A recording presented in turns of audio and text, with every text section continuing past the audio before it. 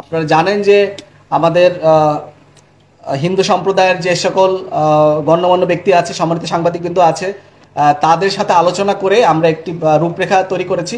আমরা দেখতে পাচ্ছি যে সারা বাংলাদেশে প্রায় 31,461টি পূজা মণ্ডপ রয়েছে, যেটা সারা বাংলাদেশ ব্যাপী। আমাদের সারা বাংলাদেশে যে 15টি ব্যাটালিয়ন আছে তাদের সবার মাধ্যমে যে সকল গণ্যমান্য ব্যক্তি আছে তাদের সাথে আলোচনা করে আমরা কিন্তু প্রত্যেকটি পূজা মণ্ডপের নিরাপত্তা নিশ্চিত করার জন্য ব্যবস্থা করে যাচ্ছি।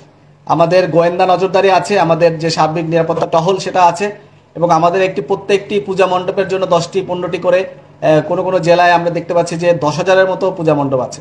তো সেই সকল জায়গায় আসলে আমাদের র্যাব একটি এলিট ফোর্স হিসেবে আমরা মূলত স্ট্রাইকিং হিসেবে থাকব। যদি কখনো কোথাও কোনো ধরনের সমস্যা হয়, আমাদের মোবাইল নাম্বারগুলো তাদেরকে দেওয়া আছে। আমাদের ফোকাল পয়েন্ট প্রত্যেকটি 10টি থেকে 15টি করে পূজা মণ্ডপের জন্য একটা ফোকাল পয়েন্ট করা আছে। সেই ফোকাল পয়েন্টের মাধ্যমে যদি তাৎক্ষণিকভাবে আমরা কোনো ধরনের তথ্য পাই, আমরা সার্বক্ষণিকভাবে তৈরি আছি। যে কোনো জায়গায় যদি কোনো ধরনের নাশকতা বা কেউ কোনো ধরনের বিশৃঙ্খলা তৈরি করতে চায়, আমরা সার্বক্ষণিকভাবে নিরাপত্তা দেওয়ার জন্য সেখানে প্রস্তুত থাকব। এছাড়াও আমাদের র্যাবের যে ডগ স্কোয়াড আছে, বোম ডিসপোজাল টিম আছে, এবং আমাদের যে কমান্ডো ফোর্স আছে তারাও তৈরি থাকবে যদি তাদেরকে দরকার হয়। এবং যেগুলো বড় বড় পূজা মণ্ডপ আছে সেখানে সুইপিং করার জন্য আমাদের ডগ স্কোয়াডকে নিয়োজিত করা হবে। এবং আমাদের যে কন্ট্রোল রুম আছে, এই কন্ট্রোল রুমের মাধ্যমে সার্বক্ষণিকভাবে নজর দেওয়া হবে। আপনারা জানেন যে এই শারদীয় দুর্গাপূজায় মূলত যে তিথির যে সময়টা, এটা সকাল এবং সন্ধ্যার দিকে থাকে। তো সকাল এবং সন্ধ্যাকে টার্গেট করে আমরা মূলত আমাদের টহলগুলিকে জোরদার করব। এছাড়াও যেদিনকে প্রতিমা বিসর্জনের দিনও আমাদের নিরাপত্তা ব্যবস্থা আরও জোরদার করা হবে, এবং সার্বক্ষণিকভাবে আমাদের নজরদারি এবং গোয়েন্দা নজরদারি সব জায়গায় অব্যাহত আছে। আমি বলতে চাই যে এখানে পূজাকে ঘিরে একটু উস্কানি রয়েছে, কেউ এখানে একটু বিশৃঙ্খলা তৈরি করার চেষ্টা করতে পারে, বাট আমরা অত্যন্ত দৃঢ়ভাবে বলতে চাই আমরা প্রত্যেকটি বিষয়কেই সচেতনভাবে দেখব, এবং যাতে কেউ কোনো ধরনের বিশৃঙ্খলা তৈরি করতে না পারে সে বিষয়ে আমরা সর্বোচ্চ সজাগ থাকবো। আমাদের যে সাইবার পেট্রোলিং বলি, আমাদের র্যাবের পক্ষ থেকে আমাদের সাইবার পেট্রোলিং অব্যাহত আছে।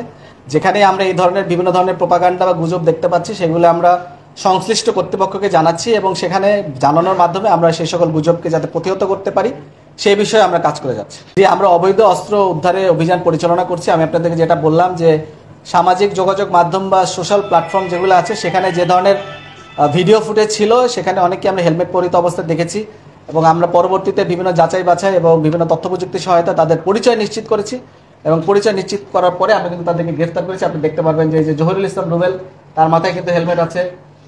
আরও ছবি আছে আমাদের এখানে, সবগুলি নেই, যেখানে তাদেরকে পরবর্তীতে আমরা চিহ্নিত করি, এবং তাদের কাছে থেকে যে সকল অস্ত্র তারা এই সকল কার্যক্রমে ব্যবহার করেছিলেন সেগুলোও কিন্তু আমরা উদ্ধার করেছি।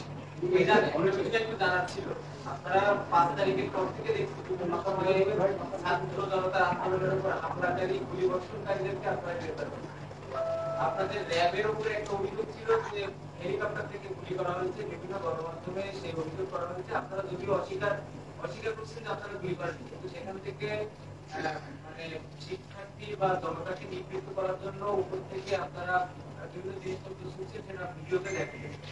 আপনার পুলিশের অনেকেই ছিল যারা গুলি করছে, আপনারা এই অনেকগুলো মানুষকে গ্রেফতার করছেন। আপনাদের বাহিনীর থেকে পুলিশ, র্যাব, এই যারা হচ্ছে এই হামলার সঙ্গে জড়িত ছিল, যারা গুলি করছে, তাদেরকে গ্রেফতার করতে আপনাদের এই আছে। এখানে ধন্যবাদ আপনাকে।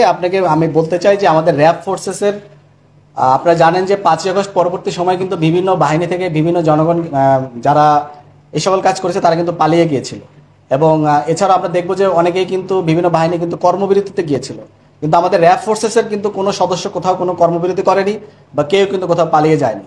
এবং এখানে আমি বলতে চাই, আপনি যে পয়েন্টটা বললেন যে আমাদের যে সকল সিসিটিভি ফুটেজ আছে, আমাদের যে সকল অস্ত্র ইন আউট রেজিস্টার আছে, তারপর যে বিভিন্ন রেজিস্টারগুলি আছে সেগুলো বিশ্লেষণ করা হয়েছে। তার মাধ্যমে আমরা কিন্তু রিপোর্ট দিয়েছি, এবং সেখানে আমরা বলেছি হ্যাঁ আমরা হেলিকপ্টার থেকে শুধুমাত্র টিয়ার সেল এবং সাউন্ড গ্রেনেড নিক্ষেপ করেছি, এবং এই বিষয়টিকে পর্যালোচনা করার জন্য আমাদের র্যাব হেডকোয়ার্টার থেকেও বিভিন্ন ধরনের কার্যক্রম গ্রহণ করা হয়েছে। তার মাধ্যমেই কিন্তু আমরা নিশ্চিত হয়ে আপনাদেরকে বলছি। এবং আপনি যেটা বললেন যে ছাত্র জনতার উপর গুলি বর্ষণকারী, আপনি যদি ভিডিও ফুটেজ বা কোথাও দেখবেন যে আমাদের কিন্তু র্যাবের উপরে বা র্যাবের পক্ষ থেকে এরকম কিন্তু কোনো অভিযোগ আমরা কোথাও কিন্তু দেখতে পাই নাই। যদি আপনাদের কাছে যদি কোনো কিছু থাকে আমাদেরকে দিতে পারেন, আমরা সেই বিষয়ে অবশ্যই ব্যবস্থা নেব। বাট আমরা কিন্তু কোথাও আমরা র্যাব বা এরকম কোনো কাজ করছে এরকম কিন্তু কোথাও কোনো ভিডিও ফুটেজ নেই।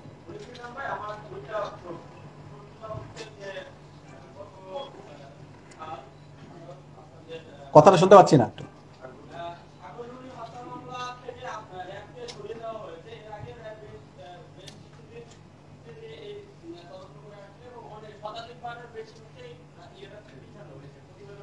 দাখিলের সময়। এই বিষয়ে আপনাদের মতামতটা কি? আর আজকে যে জোড়া খুন হয়েছে, আপনি যে জোড়া খুনের যে আসামি ধরেছেন, যে আরো একটা জোড়া খুন মোহাম্মদপুরে হয়েছে, ওইটার আপডেটটা কি? এই দুইটা যদি একটু জানাই। এটি মূলত কিন্তু স্বরাষ্ট্র মন্ত্রণালয় কিন্তু একটি উচ্চ পর্যায়ের টাস্ক ফোর্স গঠন করেছে, যাতে এই বিষয়ে কিন্তু যদি মানে এই কাজটাকে আরো বেগবান করা যায়। সেখানে কিন্তু বিভিন্ন ধরনের এক্সপার্টকে নেওয়া হচ্ছে, যারা বিভিন্ন পর্যায়ে যারা এই সকল তদন্ত করতে যারা এক্সপার্ট, তাদেরকে সমন্বয়ে কিন্তু একটি টাস্ক ফোর্স গঠন করার জন্য বলা হয়েছে। সেখানে সরকার এটা ভালো মনে করেছে, তাই এটা করেছে। আর আপনি যেটা বললেন যে মোহাম্মদপুরে জোড়া খুন, এই বিষয়ে আমাদের যে র্যাব 2 এর যে যারা আছেন তারা এই বিষয়ে কাজ করছেন। আমরা এই বিষয়ে আপডেট পেলে আপনাদেরকে জানিয়ে দেব।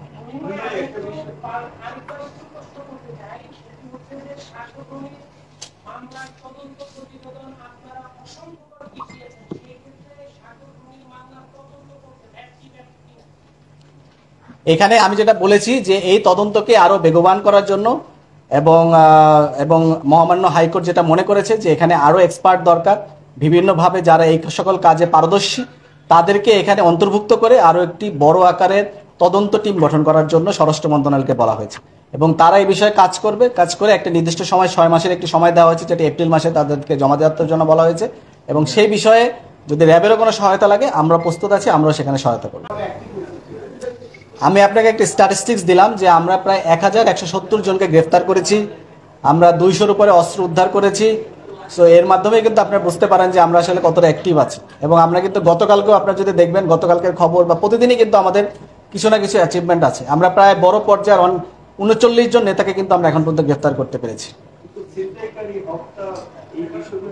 এলিট ফোর্স হিসাবে কিন্তু আসলে আপনি জানেন যে আমাদের কিন্তু প্রত্যেকটা জেলাতেও কিন্তু আমাদের কিন্তু ক্যাম্প নেই। আমাদের মাত্র 44টা জেলাতে কিন্তু আমাদের ক্যাম্প আছে। সারা বাংলাদেশে 64টা জেলা, সেখানে কিন্তু আমাদের 20টা জেলাতে কিন্তু কোনো ক্যাম্পই নেই। এবং আমাদের একটা ক্যাম্পের যে জনবল, এটা অত্যন্ত মূলত আমরা বড় বড় কাজগুলি নিয়েই আমরা কাজ করতে চাই। এবং আমাদের যে ম্যান্ডেটেড টাস্ক আছে, অস্ত্র মাদক এগুলো নিয়ে কিন্তু আমরা কাজ করছি।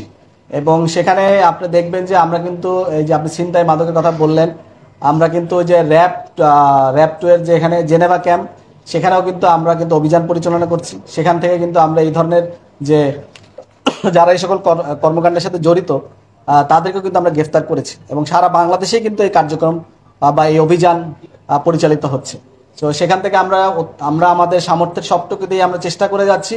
এবং শুধু এইটাই না, আপনি জানেন যে আমাদের কিন্তু আশুলিয়া বা বাইপাইল এই সকল এলাকায় কিন্তু কিছুটা অস্থিরতা আছে। সেখানেও কিন্তু র্যাব ফোর্সেস কিন্তু কাজ করে যাচ্ছে, যাতে সাধারণ মানুষ এবং সকলের জীবনযাত্রা সহনীয় পর্যায়ে আনা যায়। যেটা আমাদের পক্ষ থেকে আমরা বলতে চাই, আমরা সর্বদা প্রস্তুত আছি, আমরা সবসময় কাজ করে যাচ্ছি এবং ভবিষ্যতেও কাজ করে যাব। গাফিলতি আমি এভাবে বলতে চাই না। আমি বলতে চাই যে আমাদের প্রতি যে দায়িত্ব ছিল, আমরা সেই দায়িত্বে বা আমাদের যে সামর্থ্য যতটুকু ছিল, সেই সামর্থ্য সবটুকু দিয়ে আমরা চেষ্টা করে যাচ্ছি। এবং আমাদের যে কর্মপরিধি, সেই কর্মপরিধিতে আমাদের যতটুকু করা দরকার আমরা পুরোটাই করে যাচ্ছি। এরপরও কিন্তু আসলে এই ধরনের সমাজে ক্রাইম থাকবে বলেই কিন্তু আমরা আইন শৃঙ্খলা রক্ষাকারী বাহিনী সবসময় আছি। ক্রাইম যদি নীল হয়ে যেত তাহলে কিন্তু আইন শৃঙ্খলা রক্ষাকারী বাহিনীর দরকার ছিল না। এটা একটা হাইপোথেটিক্যাল কথা, বাট আমি যেটা বলতে চাই যে আমাদের সামর্থ্য যতটুকু আছে আমরা চেষ্টা করে যাচ্ছি। এবং আমরা আমাদের সামর্থ্য সবটুকু দিয়ে চেষ্টা করছি। এখানে আমাদের উদাসীনতা বা গাফিলতির কোনো প্রশ্নই ওঠে না।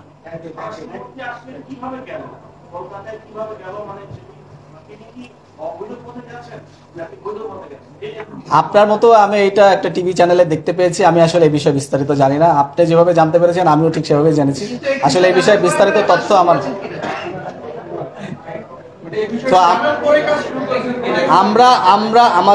আমাদের যে সকল টিম আছে তারা অবশ্যই কাজ করছে এবং কাজ করে যাচ্ছে। এবং আমরা আমাদের সামর্থ্যে সবটুকু দিয়ে আমরা কাজ করে যাব।